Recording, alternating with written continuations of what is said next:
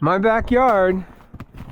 Right now I should be in South Korea on my way to Bali. Flight was canceled, of course, and I am flying out Thursday morning at 1 a.m.